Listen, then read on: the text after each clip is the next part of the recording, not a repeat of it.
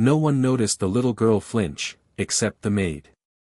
Behind the gates of a billionaire's perfect mansion, a 2-year-old child was learning fear far too early, and the woman set to become her stepmother was the reason why.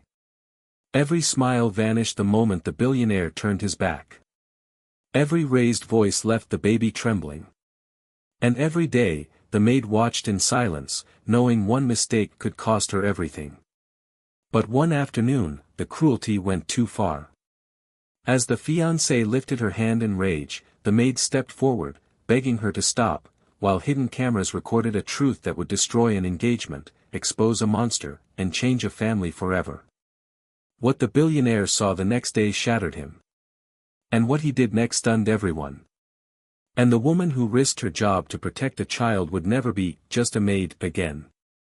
Before we dive in, make sure you hit the like button, subscribe and comment below where in the world are you watching from.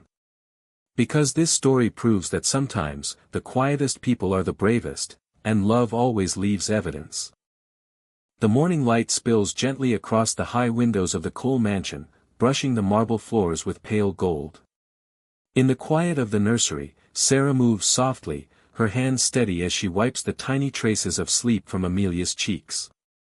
The little girl stirs, her wide eyes blinking against the light, and Sarah leans close, whispering words meant to comfort both body and spirit. She has been here long enough to know the rhythms of the house, the subtle shifts in the air, and the fragile pulse of the life she has quietly sworn to protect. Outside, the world is bustling, oblivious to the delicate fragility inside these walls. Spencer Cole, billionaire tech magnate, is a presence that fills rooms before he even steps into them.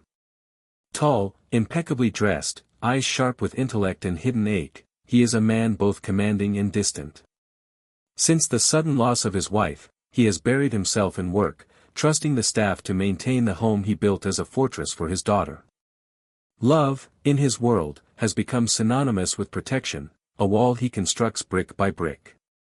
Then there is Vivian Hart, polished to perfection, a vision of social grace with a smile that could light a ballroom.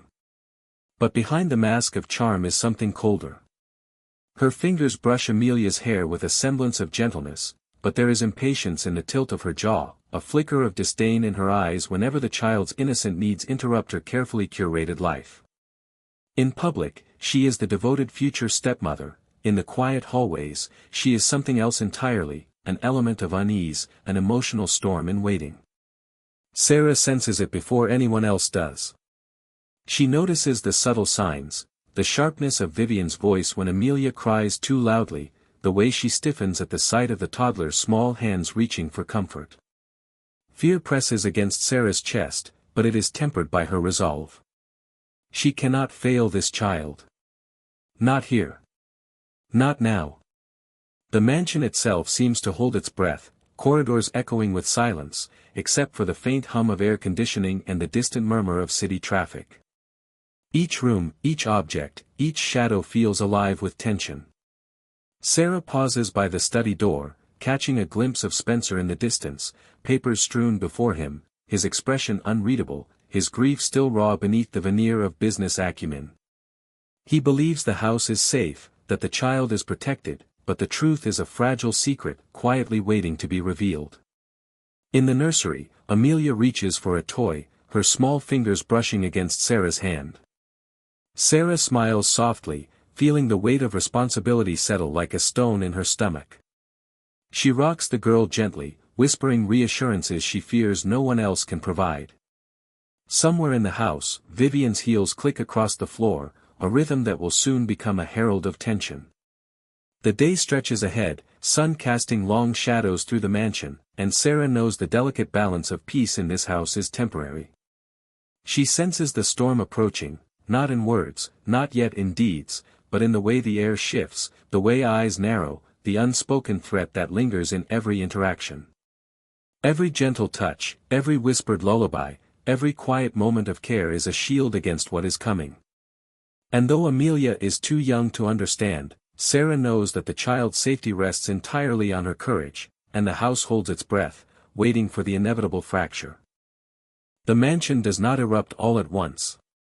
The danger seeps in quietly, like cold through stone, unnoticed until it settles deep in the bones. Sarah feels it in the way Vivian's smile tightens whenever Spencer's car disappears down the drive. The moment the gates close and the house settles back into its private silence, something shifts. The air grows sharper. Words become clipped. Footsteps echo with impatience. Amelia toddles through the living room, clutching a stuffed rabbit nearly as big as her arm. Her laughter rings out, pure, unfiltered joy, but it doesn't last. Vivian glances up from her phone, eyes narrowing. "Lower your voice," she says, not loudly, but with a tone that cuts. Amelia freezes. She does not understand the words, only the edge behind them. Her mouth trembles, and she looks instinctively toward Sarah, who is standing near the doorway, watching with careful stillness. Sarah steps forward gently. "She's just playing," Sarah says softly. "I'll take her to the nursery." Vivian's gaze snaps toward her. For a moment, something ugly flashes there: resentment, irritation, control. "I didn't say she needed rescuing," Vivian replies. "She needs discipline. Children learn bad habits when they're coddled."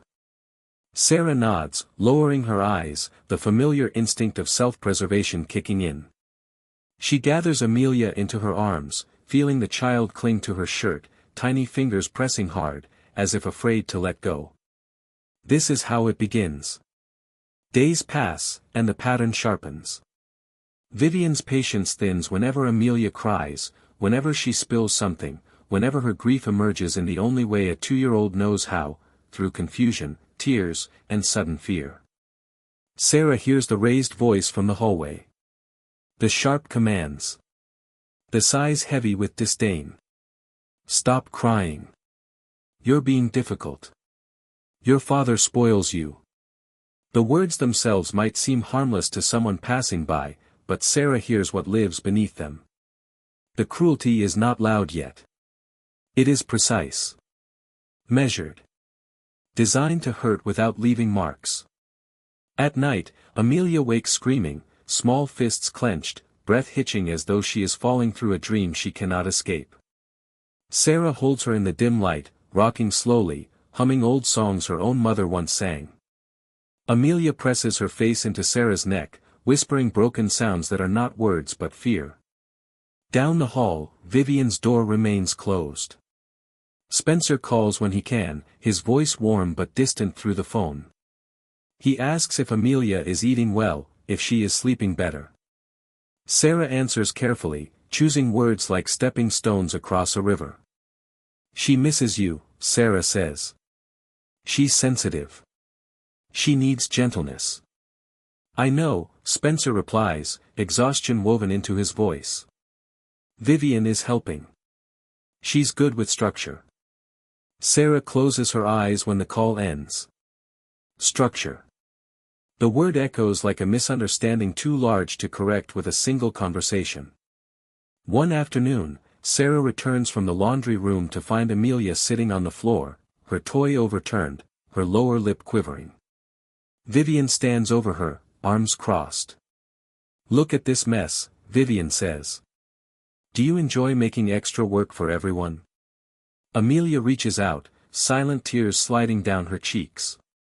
Sarah moves quickly, kneeling beside her. "It's all right," she murmurs, gathering the child close. Vivian exhales sharply. "You undermine me every time," she snaps. She needs to learn who's in charge. Sarah feels her pulse quicken. She wants to speak, to push back, but fear tightens her throat. She is a maid. Vivian is the future lady of the house. Power lives on one side of that divide, and Sarah knows it.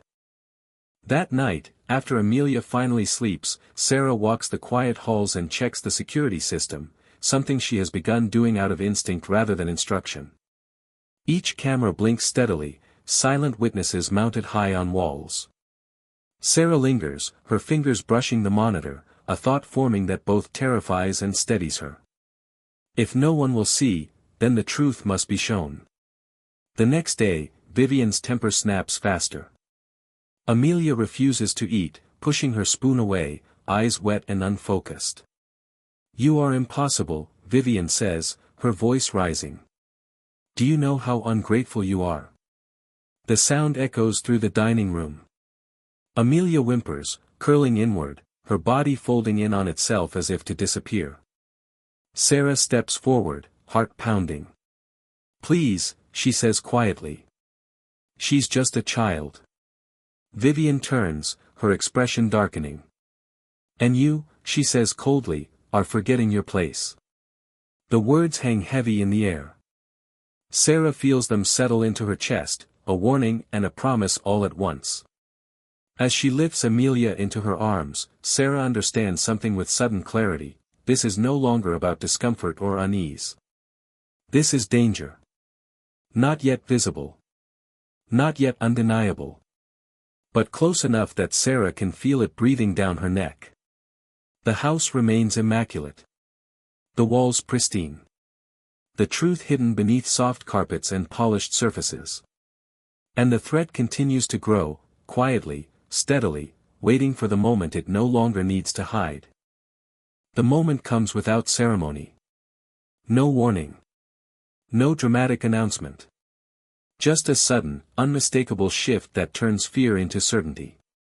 It is late afternoon, the mansion hushed in that peculiar way it gets when sunlight slants low through tall windows and shadows stretch longer than they should. Sarah is folding laundry in the adjacent room when she hears it, a sharp, cracking sound, followed by a sound far worse. Amelia's cry. It is not the soft whimper Sarah has grown used to. Not the confused sob of a tired child. This cry is raw. Panicked. It slices through the silence like glass. Sarah drops everything and runs. She finds them in the sitting room. Vivian stands rigid, her face flushed, jaw clenched tight. Amelia is on the floor near the couch, her small body trembling, her stuffed rabbit lying several feet away as though it has been thrown. Tears stream down her cheeks, her breath coming in frightened gasps. "I told you to stop," Vivian snaps, her voice sharp with fury. "Stop crying." Amelia curls inward, arms over her head, instinctively bracing for something she does not understand but somehow expects. Sarah feels her heart slam violently against her ribs. "Please," Sarah says, stepping forward without thinking. "She's scared. Let me take her." Vivian turns slowly. Her eyes are not just angry, they are cold, calculating, stripped of any pretense of warmth. In her hand is a belt, half lifted, leather creaking softly as her fingers tighten around it. "She needs to learn," Vivian says. "Someone has to teach her discipline." Sarah's breath catches. Every instinct screams at her to stop this, to shield the child, to do something, anything, before the unthinkable happens. "She's two," Sarah says, her voice trembling but firm. "She lost her mother. She doesn't understand." Vivian's hand jerks. She does not strike Amelia. Instead, she shoves her aside, not hard enough to bruise, but enough to send the little girl tumbling against the rug. Amelia cries out again, a broken sound that seems too large for such a small body. "Get out of my way," Vivian hisses. "And know your place." That is the moment something inside Sarah breaks open. Fear is still there, hot and suffocating, but it no longer controls her. She rushes forward, scooping Amelia into her arms, turning her body instinctively to shield the child. Amelia clings to her desperately, fingers digging into Sarah's shoulders, her sobs muffled against Sarah's chest. Sarah does not look at Vivian. She does not argue. She does not plead. She walks away. Her legs shake as she carries Amelia down the hall, each step feeling heavier than the last. Behind them, Vivian's voice follows, sharp words, angry accusations, but Sarah does not stop. She does not slow. She closes the nursery door and locks it, sliding down to the floor with Amelia still in her arms. Amelia's body trembles violently, her sobs hiccuping against Sarah's skin. Sarah rocks her back and forth, whispering soothing words that feel painfully inadequate. It's okay, she murmurs. I've got you. You're safe. I won't let anyone hurt you. But even as she says it, Sarah knows words are no longer enough. Later that evening, after Amelia finally sleeps, exhausted from crying, Sarah sits alone in the security room. The glow of the monitors casts pale light across her face. Her hands hover over the controls, trembling. She knows what the footage contains. She knows what it could cost her. Her job. Her livelihood. Her place in this house. But she also knows what silence would cost Amelia. Sarah presses play. Vivian's image fills the screen, her posture rigid, her face twisted with anger, the belt visible in her hand. Amelia's small body on the floor. The shove. The words. Every second captured with merciless clarity. Sarah covers her mouth, tears spilling freely now. This is proof.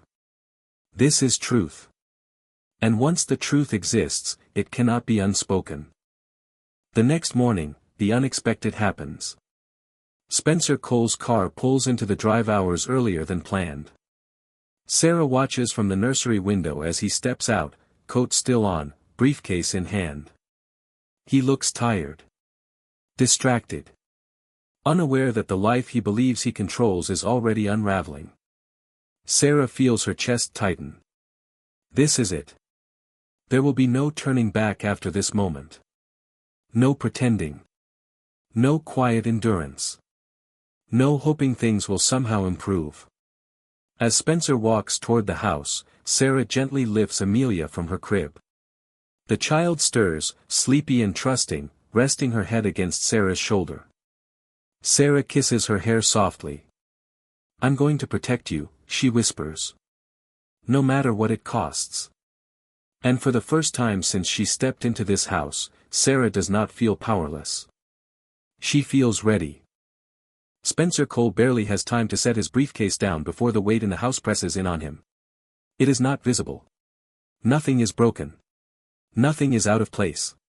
Yet something feels wrong in a way he cannot name. The air itself feels heavier, as though the walls are holding their breath. Sarah waits near the study, Amelia balanced on her hip. The child's arms are wrapped tightly around her neck, her face tucked into Sarah's shoulder as if she senses the shift before anyone speaks. Sarah's heart is pounding so loudly she is certain it must be audible. Mr. Cole, she says quietly. Spencer turns. Relief flickers across his face when he sees his daughter, but it fades just as quickly when he notices Sarah's expression. Her eyes are red. Her posture is rigid, as though she is bracing for impact. What is it? He asks. Is Amelia all right? Sarah swallows. This is the moment she has rehearsed in her mind 100 times, yet no version of it feels adequate. She gently lowers Amelia to the floor and kneels in front of her. Sweetheart, Sarah murmurs, smoothing her hair. Can you go play in your room for a minute? Amelia hesitates, then nods, patting down the hallway clutching her rabbit. When she is gone, Sarah straightens, her hands clasped tightly together. There's something you need to see, she says. Spencer's brow furrows. See what? Sarah does not answer. She turns and walks toward the security room, each step echoing louder than it should. Spencer follows, unease tightening his chest. The door closes behind them. The monitors flicker on, bathing the small room in cold light. Sarah's fingers hover over the keyboard one last time. Her voice shakes, but it does not break. I didn't want to believe it at first, she says. But I couldn't ignore it anymore. She presses play. At first, Spencer does not understand what he is seeing. Vivian's voice fills the room, sharp and impatient. Amelia's cry follows. Spencer leans closer to the screen, his breathing slowing, his expression hardening with every second that passes. Then he sees the belt. The shove. His daughter crumpled on the floor. No, he whispers. The word is barely a sound. The footage continues relentlessly, indifferent to his disbelief. Vivian's voice is unmistakable. Her face, twisted in anger, is not something he recognizes, and yet it is undeniably hers. Spencer's hands curl into fists. His chest feels tight, as though something vital is being crushed inside him. Stop it, he says hoarsely. Sarah stops the video. The silence that follows is deafening. Spencer stares at the dark screen, his reflection faintly visible, a man hollowed out by truth. His jaw trembles. He drags a hand down his face, breath hitching. I trusted her, he says. I left my daughter here. I promised her mother. His voice breaks, and he turns away sharply, pressing his palm against the wall as if to steady himself. I should have been here.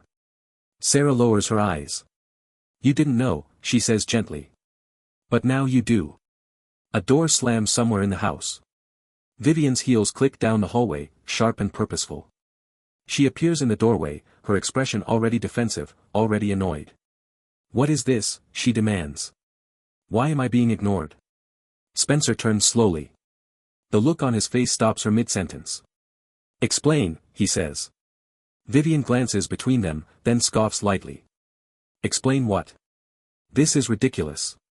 Spencer steps aside, gesturing toward the screen. We can watch it again, he says.